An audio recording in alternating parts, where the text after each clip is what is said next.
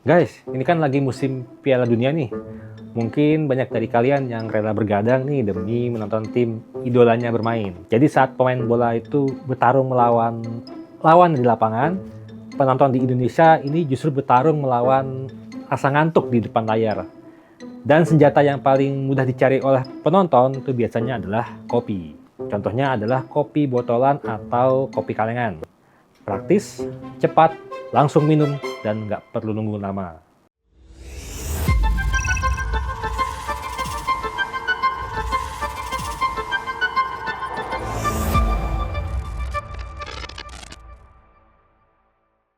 Nah, ini mungkin sama halnya dengan Piala Dunia waktu tahun 2014 lalu di Brasil. Jadi, Menteri Perindustrian waktu itu menyebut bahwa konsumsi kopi Indonesia itu meningkat 30% dalam 1 bulan. Tapi, kalian tahu nggak guys, plot twist-nya, kafein itu sebenarnya tidak menciptakan energi baru. Berdasarkan banyak penelitian, kafein itu menghalangi sinyal adenosin, yaitu salah satu sinyal yang membantu otak untuk merasakan kantuk. Jadi tubuh kita mungkin tetap lelah, tapi otak terlambat untuk menerima pesannya. Ya ibaratnya nih, baterai tubuh kamu tinggal 10% lah ya. Nah, kafein di kopi itu analoginya tidak membuat baterai tubuhmu kembali menjadi 100%, tapi baterai kamu tetap 10%, namun tubuhmu hanya mematikan notifikasi low battery ya. Jadi ya intinya kopi tidak menghapus rasa lelah, tapi hanya menunda alarm tubuh kita. Nah guys, kalau dulu orang berhenti bekerja untuk minum kopi, jadi istilahnya kita kenalkan coffee break. Nah sekarang kopi itu masuk botol supaya orang tidak perlu berhenti kerja, tinggal minum, praktis, langsung kerja lagi. Dan ini lo tahu nggak guys? Saat dulu teh botol sosro ditemukan, pada saat yang sama tahun 1969, Jepang melahirkan kopi kaleng siap minum pertamanya, agar kopi bisa dinikmati kapan saja dan di mana saja. Proses penemuannya juga sama, yaitu si penciptanya, Ueshima Tadao namanya, itu waktu itu merasa frustasi ya, karena pas dia lagi pesan kopi di stasiun, belum sempat dia habisin kopinya, keretanya datang tuh. Jadi kopinya belum sempat habis karena masih panas, jadi dia terpaksa meninggalkan kopinya. Momen itulah yang memicu idenya untuk menciptakan minuman kopi yang praktis, yang bisa dibawa dan dinikmati kapan saja. Nah, itulah sejarah awal kopi siap minum dalam kemasan. Jadi hampir sama kan dengan penemuan teh dalam botol ala teh botol sosro. Nah, setelah itu minuman kopi kaleng di Jepang langsung booming. Sekarang kopi kaleng tersebut dapat ditemukan di jutaan vending machine ya, atau kotak mesin itu yang bisa memesan kopi di dalamnya. Dan itu tersebar di berbagai wilayah di Jepang, dari perkotaan sampai pedesaan. Bahkan jumlahnya itu bisa mencapai banyak ya. Jadi perbandingan itu bagaikan 1:20. Artinya satu vending machine itu berbanding dengan 20 orang Jepang.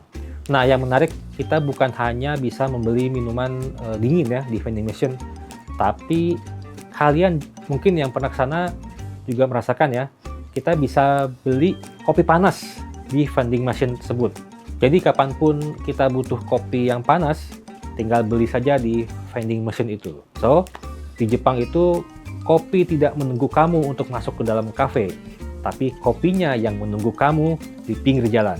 Nah, berkaca dari vending machine di Jepang ya, jadi saya justru membayangkan bagaimana kalau suatu saat nanti di Indonesia juga mempunyai ekosistem yang seperti itu. Jadi terdapat vending machine di mana-mana ya, yang menjual kopi siap minum ya. Namun saya pribadi tidak ingin vending machine-nya itu hanya dikuasai oleh merek-merek yang besar ya.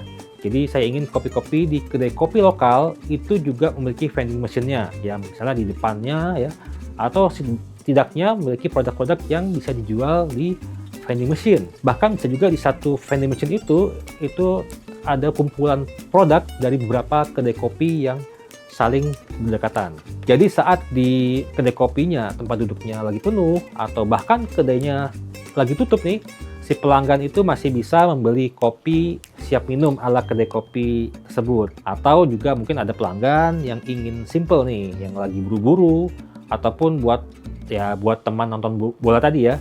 Kita pengen nonton bola, langsung yang simple saja, beli di vending machine, langsung ke rumah siap minum. Dan sebenarnya vending machine itu kalau di Indonesia sih ada yang UMKM ya, bisa ditemui di beberapa titik tertentu ya, misalnya di gedung Smesco, lalu di Grand Indonesia ya, meskipun itu didominasi oleh snack. Di Jerman ada juga vending machine yang sudah digunakan untuk menjual produk-produk petani dan produsen lokal. Di Jepang bahkan di restoran-restoran tertentu juga menjual versi bukunya ya dari menu mereka melalui vending machine yang ada di depan toko tersebut.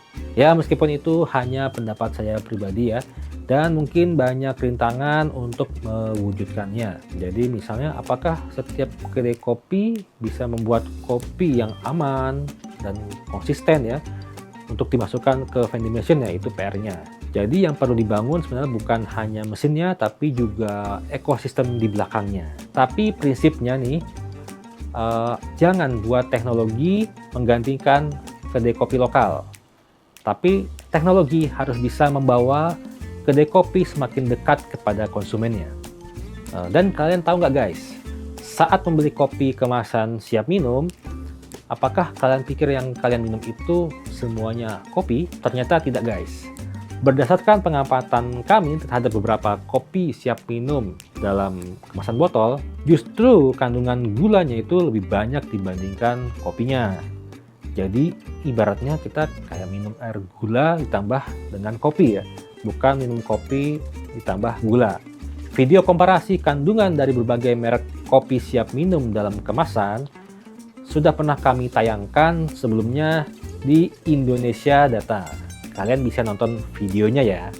Jadi saya bukan melarang kalian untuk minum kopi kemasan siap minum ya, tapi kalau kalian mau minum ya ada batasannya sesuai dengan batas-batas yang dianjurkan.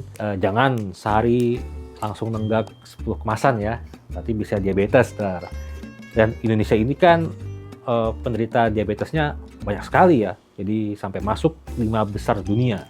Piala Dunia mungkin hanya tersisa beberapa minggu lagi, tapi kebiasaan minum kopi akan terus berlanjut dengan atau tanpa Piala Dunia. Jadi kalau malam nanti ketika kalian buka sebotol kopi untuk menonton Piala Dunia, coba deh cermati labelnya, komposisinya. Yang penting kalian sadar apa yang sedang kalian minum. Oke, saya Aryo dari Indonesia Data. Sampai jumpa di kesempatan berikutnya. See you, bye.